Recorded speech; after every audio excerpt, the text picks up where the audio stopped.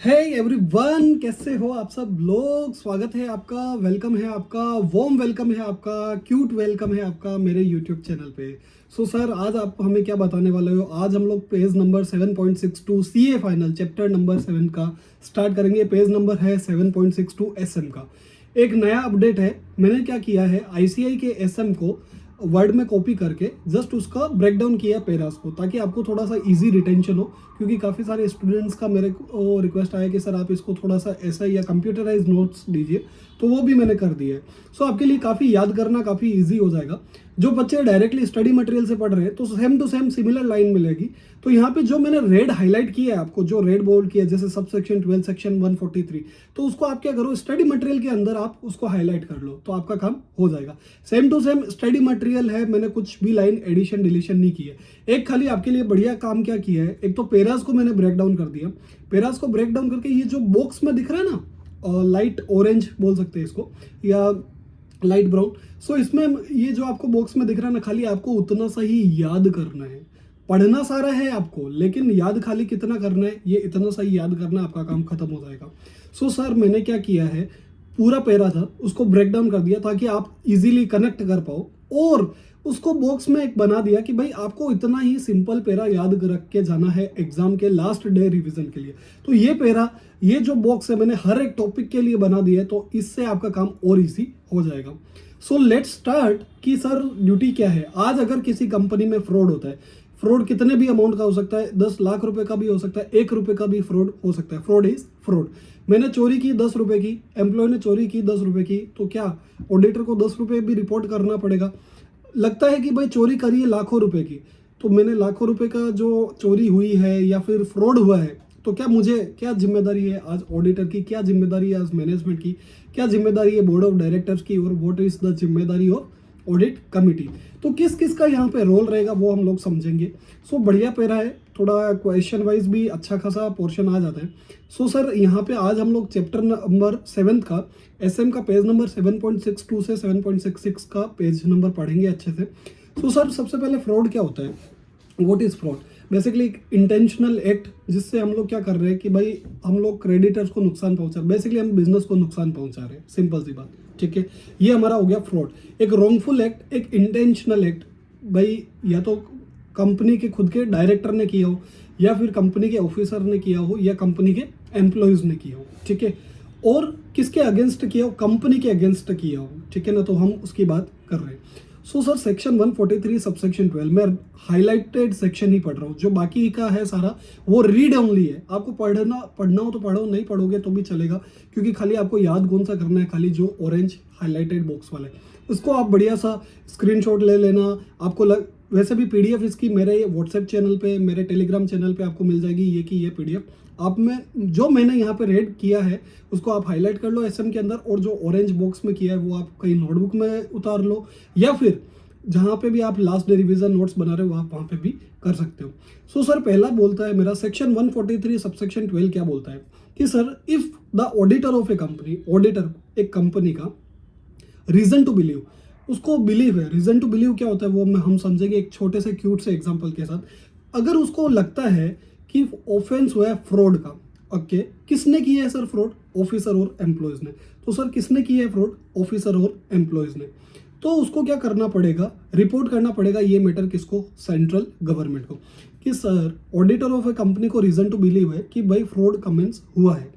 किसने किया है फ्रॉड, पहली बात तो फ्रॉड हुआ है, दूसरी बात किसने किया है, ऑफिसर और एम्प्लॉयज। देखो, और कोई भी नहीं है, खाली ऑफिसर और एम्प्लॉयज, मतलब बेसिकली सब कुछ कवर हो गया। सो ऑफिसर्स और एम्प्लॉयज, तो we have to report the matter to the central government. अब अगर ऑफिसर और एम्प्लॉय ने 10 रुपए की चोरी की है, तो क्या वो भी हमें रिपोर्ट करना पड़ेगा। तो बोलता है सेंट्रल गवर्नमेंट बोलता है भाई 10 रुपए के लिए मेरे पास टाइम नहीं है, मुझे पूरा देश चलाना है। सो अगर उनको लगता है कि जो अमाउंट ऑफ फ्रॉड है वो 1 करोड़ या 1 करोड़ से ज्यादा, मतलब अमाउंट इज इक्वल टू और ग्रेटर देन, मतलब 1 करोड़ का फ्रॉड होता है तो भी मुझे रिपोर्ट करना है सेंट्रल गवर्नमेंट को, और 1 करोड़ से ज्यादा होता है तो भी मुझे रिपोर्ट करना है सेंट्रल गवर्नमेंट को। इज बीइंग और हैज बीन कमिटेड, या तो कमिट होने वाला है, एक्सपेक्टेड है कि भाई इतना लॉस होगा, या फिर कमिट हो चुका है और इतना लॉस हो चुका है हमें कंपनी की अगेंस्ट। मतलब कंपनी के फाइनेंशियल्स में इम्पैक्ट आ चुका है, लॉस हो चुका है कंपनी को। सो बेसिकली हम लोगों ने क्या समझा कि ऑडिटर को रीजन टू बिलीव है कि भाई ऑफेंस ऑफ फ्रॉड होने वाला है या हो गया है। किसने किया है? ऑफिसर और एम्प्लॉयज ने। किसके अगेंस्ट किया है? कंपनी के अगेंस्ट किया है। कितने अमाउंट का फ्रॉड? 1 करोड़ और उससे ज्यादा। ठीक है, इतना हमको समझ आता है। तो ये ऑरेंज वाला जो बॉक्स है ना, बढ़िया सा एकदम आपको क्यूट सा दिख रहा होगा, ये क्या बोल रहा है? If an auditor of a company has reason to believe that an offense of fraud which involves or expected to involve individually or an amount 1 crore or above is being or has been committed, किसके against? the company. किसने किया? by its officers or employees. the auditor shall report the matter to the central government. मतलब officer और employ खुद ने ही किया, उन्होंने ही किया कंपनी के अगेंस्ट। तो कंपनी के ऑफिसर्स या एम्प्लॉयज पे भरोसा नहीं कर सकते क्योंकि पब्लिक का पैसा लगा हुआ है और वो लोग फ्रॉड करे जा रहे हैं। सो ये चीज़ तो बहुत भयंकर सेंसिटिव चीज़ है, ये हमको बतानी पड़ेगी किसको? गवर्नमेंट को। ठीक है सर। सो ऑफिसर और एम्प्लॉयज ने किया है, मतलब जिस थाली में खा रहा है उसी में आप छेद कर रहे हैं। सो बेसिकली ऑफिसर और एम्प्लॉयज ने अगर फ्रॉड किया 1 करोड़ या उससे ज़्यादा, ठीक है ना, तो वो हमको रिपोर्ट करना है सेंट्रल गवर्नमेंट को। अब देखो एमसीक्यू में क्या आएगा, आपको अमाउंट आएगी एग्जैक्ट 1 करोड़ और आपको सोचोगे कि अरे यार 1 करोड़ एग्जैक्ट 1 करोड़ क्या इंक्लूडेड है? Yes it is included. तो ये चीज ध्यान में रखना। सर ये रीजन टू बिलीव का समझ नहीं आया, आज बिलीव है, मुझे भरोसा है आप पे, तो रीजन टू बिलीव क्या हो गया? अब रीजन टू बिलीव का एक मैंने बढ़िया सा एग्जाम्पल लिया है। फॉर एग्जाम्पल कोई बोलता है कि कल बारिश होगी, तो क्या एक्चुअल में बारिश होगी? तो उसको लगता है कि कल 100% बारिश होगी। जैसे वेदर फोरकास्ट है, वो वेदर फोरकास्ट देख के आया, उसको क्लाउड पैटर्न पता है या अदर रेलेवेंट इन्फॉर्मेशन उसके पास है जिससे उसको लगता है कि भाई कल बारिश होगी, तो it's a reason to believe. तो ऑडिटर को भी वैसे ही रीजन टू बिलीव है कि उसको sufficient and appropriate audit evidence मिले, अप्रोप्रिएट इन्फॉर्मेशन मिली, विशल ब्लोवर कंप्लेंट रजिस्टर उसने देखा, उसका पूरा एनालिसिस किया, तो उसको लगता है कि भाई फ्रॉड तो हुआ है। सो उसको ये बिलीव है कि भाई ये इतना जो फ्रॉड है मेरा वो 1 करोड़ या उससे ज़्यादा है, तो मुझे रिपोर्ट करना पड़ेगा सेंट्रल गवर्नमेंट को। सर अब आपका क्वेश्चन आएगा, अब आपका क्वेश्चन ये आना चाहिए कि अगर 1 करोड़ या उससे नीचे हो तो क्या करने का? क्या करने का अगर 1 करोड़ या उससे नीचे हो तो अगर अमाउंट 1 करोड़ या उससे नीचे हो तो आपको क्या करना है? फ्रॉड को रिपोर्ट करना है। किसको? ऑडिट कमेटी को। किसको नहीं करना है? सेंट्रल गवर्नमेंट को करने की जरूरत नहीं है, ऑडिट कमेटी को रिपोर्ट करना पड़ेगा। कब करना है सर? जैसे ही आज फ्रॉड का पता चला तो विद इन 2 डेज आप उसको बोर्ड को रिपोर्ट कर दो, विद इन 2 डेज। ठीक है, क्या क्या बोलोगे उसके अंदर कि सर पहले तो नेचर ऑफ फ्रॉड क्या है, उसका डिस्क्रिप्शन दोगे कि सर इस वजह से ये फैक्ट्स है, ये हमको इन्फॉर्मेशन मिली है, उसके बेसिस पे हम लोग बोल रहे हैं फ्रॉड है। और एक्सप्रोक्सीमेट अमाउंट, सपोज कोई सीमेंट इंडस्ट्री है, उसमें कोई सीमेंट के कट्टे चुरा के ले गया एम्प्लॉयज या ऑफिसर, तो अभी सीमेंट के कट्टे ऑन एंड अराउंड आपको लगता है कि भाई इतने का हिसाब नहीं मिल रहा, सपोज 80 कट्टों का हिसाब नहीं मिल रहा और 1000 बोरी है, 1000 एक कट्टे का भाव है तो 80,000 का नुकसान हुआ, या 10,000 एक कट्टे का भाव है तो 8 लाख का नुकसान हो गया, या 8,000 कट्टे थे। सो बेसिकली अमाउंट मेरा 1 करोड़ से लेस देन है, तो मुझे क्या करना है कि नेचर ऑफ फ्रॉड बताना है प्लस अप्रोक्सीमेट अमाउंट इन्वॉल्व और पार्टीज इन्वॉल्व। सिंपल सा काम करना है। 1 करोड़ या उससे ज्यादा हो, 1 करोड़ भी अमाउंट इंक्लूडेड है in to reporting to the central government, लेकिन 1 करोड़ से कम है, 1 करोड़ से क्या है, कम है, मेरे वर्ड्स पे फोकस करना। 1 करोड़ से अगर अमाउंट कम है तो हमें रिपोर्ट करना है मैटर किसको? ऑडिट कमेटी को या फिर बोर्ड को, जैसा भी हो, एज द केस में बी। और बट कब करना है sir? With in 2 days from the knowledge of fraud. तो हमको क्या क्या रिपोर्ट करना है? Nature of fraud, amount and parties involve, किसने किया फ्रॉड, कितने रुपए का किया और क्या फ्रॉड किया। ठीक है सर। सो सेम हम लोगों ने यहाँ पे एक ऑरेंज बॉक्स में बढ़िया आपके छोटा सा बना दिया। A fraud involving lesser than 1 crore is report the matter to the board और audit committee within 2 days of his knowledge of the fraud by specifying the following: nature of fraud, approximate amount and parties involve. ठीक है sir. अब हम सब मस्त है sir, चलो हम लोगों को सर ये तो समझ आ गया कि अगर ग्रेटर देन और इक्वल टू 1 करोड़ होता है तो क्या करना है, लेस देन 1 करोड़ होता है तो क्या करना है। लेकिन सर जो सेंट्रल गवर्नमेंट को करना है, आज हमको सेंट्रल गवर्नमेंट को रिपोर्ट करना है फ्रॉड, तो उसका मैनर क्या रहेगा, व्हाट इज द प्रोसीजर, किसको एड्रेस करना है, क्या करना है, हमें पता ही नहीं है। तो सबसे पहले कब करना है?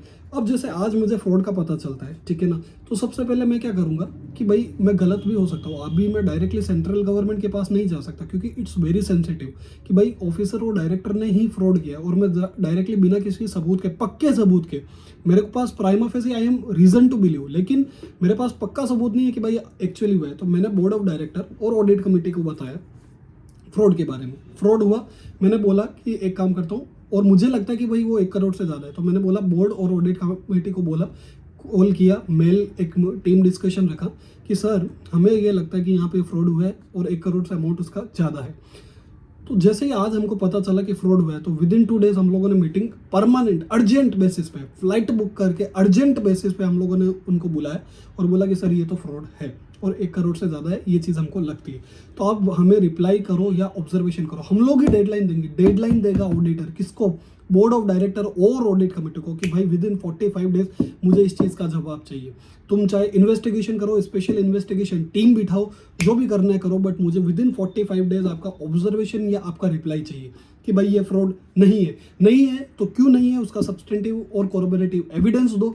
अगर फ्रॉड है तो उसका भी मुझे एविडेंस चाहिए, ठीक है। अब 2 चीज़ें होगी। आज मैंने बोर्ड और ऑडिट कमेटी बहुत ही ज़बरदस्त, बहुत हाईली प्रोफेशनल पीपल, तो उन्होंने बोला कि यार ये कैसे हो सकता है, आज हमारी नज़र के नीचे से 1 करोड़ का ऊपर का फ्रॉड आ गया आज हमारी कंपनी में, तो उनको बड़ा दुख हुआ। अब उनको दुख हुआ तो उन्होंने रिप्लाई और रिमार्क में कर दिया कि यस, उन्होंने रिप्लाई कर दिया। तो अब वही चीज़ हमें क्या करना है, अब हमको पता चला, तो मुझे मेरी रिपोर्ट प्लस जो बोर्ड ऑफ डायरेक्टर और ऑडिट कमेटी से जो भी चीज़ें आई है वो मुझे किसको देनी है? गवर्नमेंट को। वो मुझे गवर्नमेंट को फॉरवर्ड करनी है। अब सर गवर्नमेंट को फॉरवर्ड करनी है तो कब करनी है? अब सबसे पहले मुझे पता चला फ्रॉड का, तो विद इन 2 डेज मुझे बोर्ड और ऑडिट कमेटी का करना है। अब बोर्ड और ऑडिट कमेटी को विद इन 45 डेज का टाइम लिमिट दिया है। जैसे 46 डेज है, मतलब विद 45 डेज के विद इन 15 डेज में, जैसे ही 45 डेज की टाइम लिमिट खत्म हुई, फिर मेरा जो 15 दिन है उसके अंदर मुझे सेंट्रल गवर्नमेंट या फिर सेंट्रल गवर्नमेंट को रिपोर्ट कर देना मैटर। अब कौन से फॉर्म में करना है सर, वो मैं आपको बताता हूँ। एडीटी 4 जो फॉर्म होगा वो होगा एडीटी 4। अब बोर्ड ऑफ डायरेक्टर और ऑडिट कमेटी वाले बदमाश निकले, बोले हम तो कुछ भी नहीं करेंगे, आपको जो करना है करो। तो ऑडिटर बोलेगा भाई मैं इसकी जिम्मेदारी नहीं ले सकता, मैं एक काम करता हूँ। उसने क्या किया, ऑडिट रिपोर्ट ली अपनी और उसमें एक नोट डाल दिया कि we have not received any communication regarding this matter from audit committee और board within the timeline given as within the timeline as stipulated in the act, so request you to look into the matter। ऐसा करके हम लोग board को भी बता देंगे, audit committee को भी बता देंगे और सेंट्रल गवर्नमेंट को जो रिपोर्ट देंगे उसके अंदर भी ये पैरा डाल देंगे कि भाई हम लोगों ने तो बोर्ड और ऑडिट कमेटी को भेजा लेकिन उन्होंने कुछ भी रिप्लाई नहीं दिया, तो हम लोगों ने अज्यूम कर लिया कि भाई उनके पास कोई जवाब नहीं है, तो आप प्लीज़ आप देख लीजिए, ठीक है। तो वो क्या करेगा, रिपोर्ट दे देगा अलॉन्ग विथ दिस नोट कि भाई he has not received any reply और ऑब्जर्वेशन। इसके पास कोई भी जवाब नहीं है बोर्ड और डायरेक्टर के पास। रिपोर्ट किसको भेजनी है? Secretary ministry of corporate affairs को भेजनी है, ठीक है ना। रिपोर्ट किसके लेटर हेड पे होनी चाहिए? ऑडिटर के लेटर हेड पे होनी चाहिए। और कौन से फॉर्म में होगी? एडीटी 4 में। सो ये एक ऑरेंज बॉक्स आपको वापस याद करने के लिए, जैसे ही आपने ये बढ़िया सा पढ़ा, आपने हाईलाइट किया एसएम के अंदर, फिर आपको वापस ऑरेंज बॉक्स, तो एक ही बार में आपका क्या हो जाएगा, 2 बार रिवीजन हो जाएगा। तो सबसे पहले सर हमको क्या करना है, report the matter to audit committee और board within 2 days from the date of knowledge of fraud and seeking reply within 45 days. Forward report to the central government along with comments within 15 days from the date of receipt of reply. Forward report to the central government with अगर कोई reply नहीं आता है, ठीक है। Report किसको भेजनी है? एमसीए को भेजनी है। किसके लेटर हेड पे होनी चाहिए? ऑडिटर के लेटर हेड पे होनी चाहिए। और report shall be in form of ADT 4, ठीक है। ये हमारा लेस देन 1 करोड़ वाला था। अब ये चीज़ हो गई। अब सर अब एक ये जोरदार केस है। अब आपने बोला कि सर चलो 1 करोड़ नहीं है, सपोज कंपनी का टर्नओवर 10 करोड़ ही हो, ठीक है, और उसके अंदर 1 करोड़ से कम 75 लाख का फ्रॉड हो जाए, तो वो क्या कहीं पे भी डिस्क्लोज नहीं करेगा? चलो सेंट्रल गवर्नमेंट को नहीं बताया उसने, लेकिन क्या एज ए पब्लिक कंपनी कभी भी वो डिस्क्लोज नहीं करेगा? चलो पब्लिक कंपनी भी नहीं है वो, फिर भी वो कहीं पे डिस्क्लोज नहीं करेगा। तो फिर कंपनी से एक बोला ऐसा नहीं होगा बेटा, उनको क्या करना पड़ेगा? डिस्क्लोज करना पड़ेगा। किसमें? बोर्ड रिपोर्ट के अंदर। मतलब ऑडिटर ऐसे फ्रॉड्स जिसने जो ऑडिटर ने सेंट्रल गवर्नमेंट को नहीं बताए, कौन से नहीं बताए होंगे? लेस देन 1 करोड़ वाले। अब लेस देन 1 करोड़ वाले नहीं बताए तो ये बोर्ड ऑफ डायरेक्टर की जिम्मेदारी है कि details about such fraud shall be included in the board report as a separate annexation. ठीक है, the following details of each of the fraud, क्या क्या होना चाहिए? सिंपल सी बात है, सबसे पहले तो फ्रॉड का नेचर क्या है, उसका डिस्क्रिप्शन दोगे, कितना अमाउंट है, कौन है फ्रॉड, किसने किया है फ्रॉड, और हम लोगों ने क्या एक्शन लिया। सबसे पहला इसमें एक एडिशनल आ गया कि हम लोगों ने क्या एक्शन लिया, हम लोगों को वहाँ पे नहीं बताना पड़ता, जो हम लोग रिपोर्ट करते हैं सेंट्रल गवर्नमेंट को वो हमको नहीं बताना पड़ता है। ठीक है, अभी वापस ऑरेंज बॉक्स में क्या लिखा हुआ है? The company shall disclose the following details about such frauds in board's report where auditor have reported fraud to the audit committee और the board but not reported it to the central government. तो क्या बताना है भाई, fraud कौन सा था, किस टाइप का फ्रॉड था, किसने किया, कितने का किया, और हम लोगों ने क्या एक्शन लिया। यहाँ पे होती है बात खत्म। अब कंपनीज एक्ट बोला कि ऑडिटर और मैनेजमेंट की हो गई मिली भगत, तो क्या होगा? तो बोला कंपनीज एक्ट ने बोला कि बेटा टेंशन मत ले, अगर हमको पता चला कि भाई ये 1 करोड़ से ज़्यादा का फ्रॉड है और तूने अपनी रिपोर्ट नहीं किया है सेंट्रल गवर्नमेंट को, तो हम लोगों तेरे पे पेनल्टी ठोक देंगे, और पेनल्टी भी ज़बरदस्त। लिस्टेड कंपनी के केस में 5 लाख रुपए की पेनल्टी है, और अदर कंपनी के केस में 1 लाख की पेनल्टी, मतलब अदर देन जो लिस्टेड कंपनी है उसमें 1 लाख रुपए की पेनल्टी लग जाएगी। अभी कारों की क्या स्पेशल रिक्वायरमेंट है? कारों का जो क्लोज 11 है ना, वो बोलता है कि whether any fraud by the company और any fraud on the company, fraud company ने खुद ने किया है या कंपनी के ऊपर फ्रॉड हुआ है और नोटिस हुआ है या रिपोर्टेड हुआ है ड्यूरिंग दिस ईयर, तो nature and amount should be indicated. So basically आज कंपनी के ऊपर फ्रॉड हुआ है या कंपनी ने फ्रॉड किया है, तो वो दोनों चीज़ें हमें कारों की रिपोर्ट में डिस्क्लोज करना पड़ेगा। सो फ्रॉड का हम लोगों ने मतलब समझा था कि एक इंटेंशनल एक्ट। सो हम लोगों ने एक ऑरेंज बॉक्स, जो आपको ऑरेंज बॉक्स दिख रहे हैं ना, ये सारे जो बॉक्सेस है वही खाली आपको याद रखने, बाकी कुछ भी याद नहीं रखना। और रेड हाईलाइटेड ऑलरेडी मैंने ऑरेंज बॉक्स के अंदर ही इंक्लूड, ये बेसिकली कीवर्ड का ही मिक्सचर है। Whether any fraud by the company or any fraud on the company has been noticed or reported during the year, if yes, then the amount and nature of if yes, the nature and the amount involved is to be indicated. ठीक है, अब sir एक ये last पर है, duty to report on any other matter specified by central government, कुछ भी काम का नहीं है, खाली दिया हुआ है, आपको खाली पढ़ना हो तो पढ़ सकते हैं। नाफरा, नाकाज, इन सब की बात की हुई है, बट एक्चुअली कुछ भी काम का नहीं है, तो इसमें से आपको कुछ भी याद नहीं करना है। सो समराइज में मैं छोटी सी वे में एक फ्रंकली बात करूं, सो हम लोगों ने क्या समझा कि भाई अगर 1 करोड़ से ज़्यादा का फ्रॉड होता है तो वो मुझे सेंट्रल गवर्नमेंट को बताना पड़ेगा। सेंट्रल गवर्नमेंट को कब बताना है? जैसे मुझे आज पता चला तो मुझे विद इन 2 डेज मुझे बोर्ड और ऑडिट कमेटी को बोलना पड़ेगा कि भाई तू इस पे कमेंट या ऑब्जर्वेशन देते रहे, और उनको 45 डेज की टाइम लिमिट देनी पड़ेगी। जैसे 45 डेज खत्म हुए तो मुझे क्या करना है, या तो मुझे रिप्लाई मिल जाएगा तो मैं सेंट्रल गवर्नमेंट को बता दूंगा, रिप्लाई नहीं मिलेगा तो भी मैं क्या करूंगा, सेंट्रल गवर्नमेंट को बता दूंगा और बोल दूंगा कि भाई बोर्ड और ऑडिट कमेटी ने मुझे कोई भी रिप्लाई नहीं दी है। ये तो हो गई बात ग्रेटर देन 1 करोड़ की और इक्वल टू 1 करोड़ की। लेकिन लेस देन 1 करोड़ है, उसमें क्या? तो लेस देन 1 करोड़ है तो उसमें हमको क्या करना पड़ेगा, बोर्ड और ऑडिट कमेटी को बता देना पड़ेगा कि भाई तेरे यहाँ पे फ्रॉड हुआ है तो तुम देख लो। और हम लोगों को क्या बताना, जैसे पता चला तो विद इन 2 डेज हमको रिपोर्ट करना है मैटर किसको, ऑडिट कमेटी और उसमें, कि भाई सबसे पहले किस टाइप का फ्रॉड है, टाइप क्या है, और उसमें अमाउंट कितना इन्वॉल्व है, और पार्टीज कौन कौन सी इन्वॉल्व है। अब जो चीज़ जो ऑडिटर ने अपनी ऑडिट रिपोर्ट के अंदर नहीं बताया है वो जो रिपोर्ट नहीं की है सेंट्रल गवर्नमेंट को, तो एक बोर्ड ऑफ डायरेक्टर को एक एडिशनल काम करना पड़ेगा उनकी डायरेक्टर रिपोर्ट के अंदर, बोर्ड रिपोर्ट के अंदर बेसिकली जो ऐसे फ्रॉड जो सेंट्रल गवर्नमेंट को रिपोर्ट नहीं हुए वो उनको यहाँ डिस्क्लोज करने पड़ेंगे डायरेक्टर रिपोर्ट के अंदर। उसके अंदर उनको 4 चीज़ें बतानी पड़ेगी कि फ्रॉड कौन सा है, किसने किया है, कितने पैसे का किया है, और रेमेडियल एक्शन क्या लिया है। ठीक है, अब अगर ऑडिटर और मैनेजमेंट या कॉस्ट अकाउंटेंट या जिनकी भी है उनकी मिलीभगत हो गई, तो अगर लिस्टेड कंपनी है तो 5 लाख रुपए की पेनल्टी, और अनलिस्टेड कंपनी है तो 1 लाख रुपए की पेनल्टी। और वापस कारो रिक्वायरमेंट क्या बोलता है कि अगर फ्रॉड कंपनी ने किया है या कंपनी को हुआ है, तो वो हम अगर कोई ऐसा नोटिस हुआ है या रिपोर्ट हुआ है ड्यूरिंग द ईयर, तो वो आपको सेपरेटली रिपोर्ट करना पड़ेगा, उसका नेचर एंड अमाउंट रिपोर्ट करना पड़ेगा। सो ये सारी चीज़ें हम लोगों ने पढ़ी। होप सो आपको सेशन बड़ा पसंद आया होगा। पीडीएफ आपकी अगर इसको चाहिए, पीडीएफ आपको चाहिए इसकी, सो मेरे टेलीग्राम चैनल, मेरे व्हाट्सएप चैनल पे आप जुड़ सकते हैं। मैंने लिंक डिस्क्रिप्शन में दिया हुआ है। सो होप सो आपको पसंद आया होगा। एसएम में वर्ड टू वर्ड मार्क कर लेना, बहुत फ़ायदा मिलेगा आपको। ऑरेंज बॉक्सेस स्पेशली लिख लेना। इस बार इसीलिए मैंने कंप्यूटराइज नोट बनाए, क्योंकि मेरे को लगा कि मेरी हैंड राइटिंग काफ़ी ज़ोरदार है, बहुत ज़्यादा अच्छी है, इसीलिए आप लोगों को समझ नहीं आएंगे। सो मैंने कंप्यूटराइज नोट्स बना दिए। सेम टू सेम एसएम का ही है। अगर आपको मैं एसएम से गो थ्रू करवाऊँ फटाफट से, सो हम लोगों ने क्या क्या पढ़ा देखो। Same to same duties to report on fraud, reporting to the central government वाला पढ़ा। मैनर ऑफ रिपोर्टिंग हम लोगों ने पढ़ा। Reporting to the audit committee और बोर्ड पढ़ा। एंड फिर हम लोगों ने ये फ्लो चार्ट दिया हुआ है।